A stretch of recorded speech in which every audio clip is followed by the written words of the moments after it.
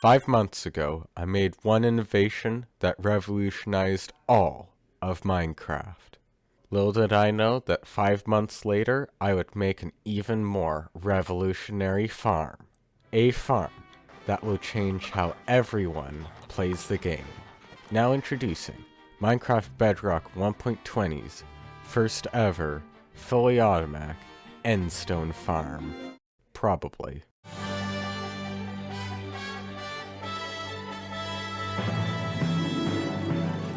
This farm contains the most revolutionary, earth-shattering invention, a pickaxe.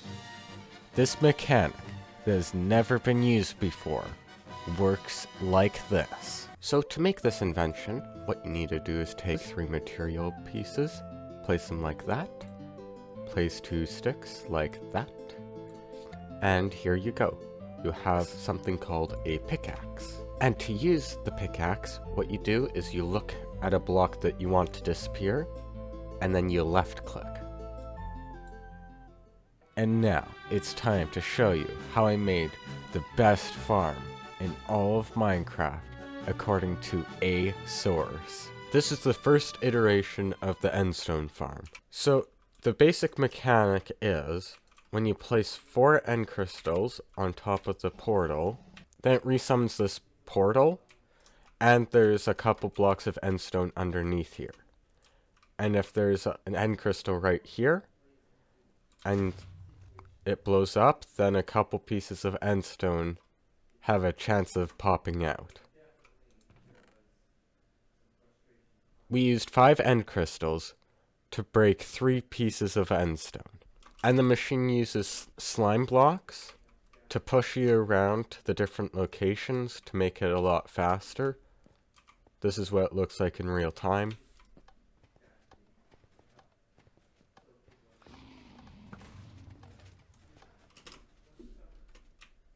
So, as you can tell, it is decently fast, but it goes through a ton of crystals. It'll be possible to get this amount of end crystals with a sand duper, ghast farm, enderman farm, and blaze farm, except for the fact that sand dupers require reloading, and at this point I did not know that. But there's actually one big thing that caused me to move away from this design. And that is, if you go through an end gateway, and there's no valid location for you to spawn, then it spawns an endstone island. And those islands have stacks of endstone, instead of just a couple pieces. This is the second iteration.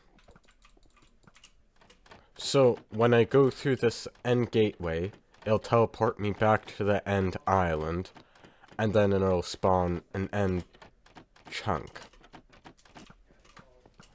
Like that. So that's a couple stacks of renewable endstone. This is a snowball farm hooked up to a dispenser that automatically shoots snowballs. These automatically hit the players in survival, and they get knocked off, like that. Now, the basic idea is to use TNT to break the endstone.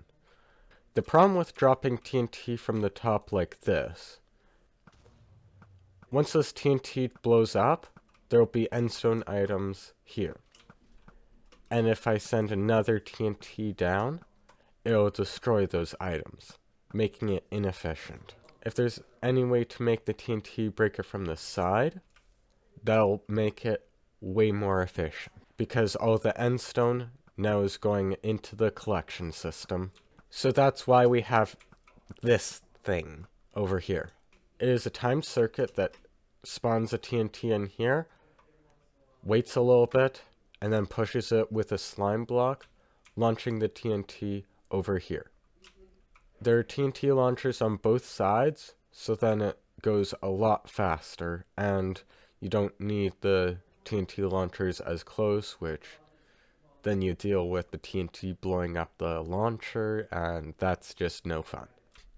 So if we turn it on, you'll see that the TNT gets launched out, blows up. The TNT is given enough time to blow up, and the items drop before the next TNT blows up. This is to stop the next pieces of TNT from blowing up the items. And after you've used about half a stack of TNT, this island will be completely destroyed. To stop any weird stuff happening with the TNT and when it reloads and unloads, whenever you're going to go through that end gateway up there, it sends a signal through this system, stopping all the TNT launchers, and then having them start up again once you reload the area. This is when I realized that I needed a source of TNT. So I worked on some sand dupers, then I realized that all sand dupers require the player to restart the server or world every time you want to get more sand, so it was not a viable option. This leaves us with 4 different options. We can give up, which at this point clearly isn't an option. We can use beds, which you can farm with a sheep farm and a wood farm, and use the new auto crafters to craft them into beds. The wood farm can be made with bamboo. We could also mine the blocks by hand. But then we get into the problem of durability and how to move the player around. And then we could also use withers. We cannot use the withers hitbox to break the blocks because the endstone islands are quite a bit too big. So we'll have to go with the wither skulls.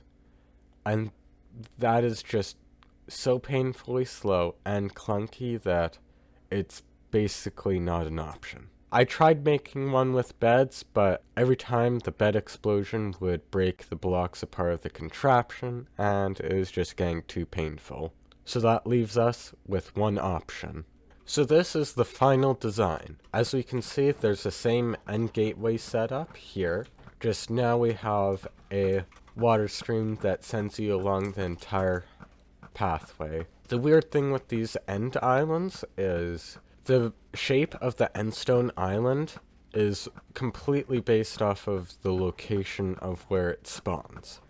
So if you get a small island, that'll make it a lot cheaper to build the farm. So I ended up with one that's 9 blocks wide and 3 blocks tall, which I think is the smallest possible. To make this water stream run like this, it's just a bunch of signs, just carefully maneuvering the water around.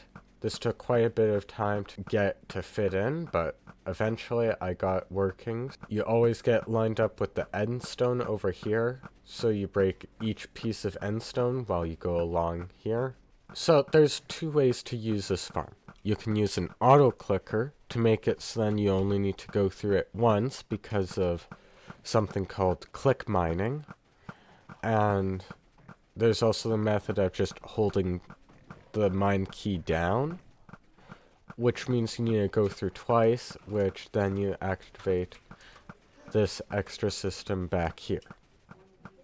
So I do have a macro that does let me automatically click mine the endstone, so then it, for some reason, breaks the endstone faster than if you were just holding the mine button. Let me give a demonstration.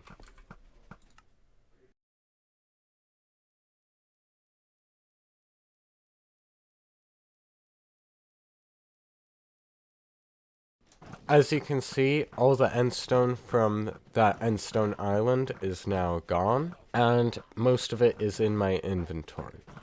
There is a problem that comes with using pickaxes. You see, pickaxes have durability, and that means that if you AFK for long enough, the tools will break, and you will no longer get endstone. But good thing there is an enchantment called mending, so if you get a source of XP, then the pickaxe will repair, and then you'll be able to farm endstone forever. We are in the end, and surprisingly enough, there aren't a lot of good options for XP in the end. You might be thinking, why don't you make an Enderman farm?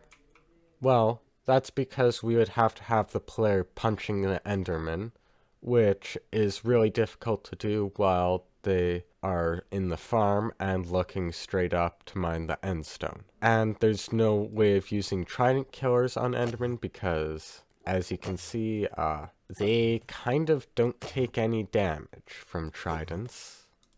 If you really wanted to, you could make an Enderman farm and then have a machine that kills it that isn't a trident killer, and then turn stone into skulk, and then mine the skulk for XP, but that's just a lot of work, and you'd need to make a pickaxe, mine that skulk, which doesn't mine super fast in survivals. And anytime you'd be mining skulk, you wouldn't be mining endstone, which does make it a little bit less efficient. Endermen are the only mobs that can spawn in the end, and making a trident killer farm with them doesn't work. So pretty much we need a farm that can farm XP no matter where you are out of thin air.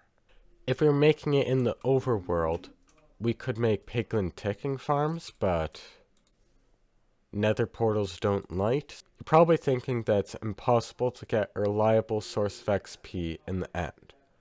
But there is one thing that we've overlooked. Shulkers.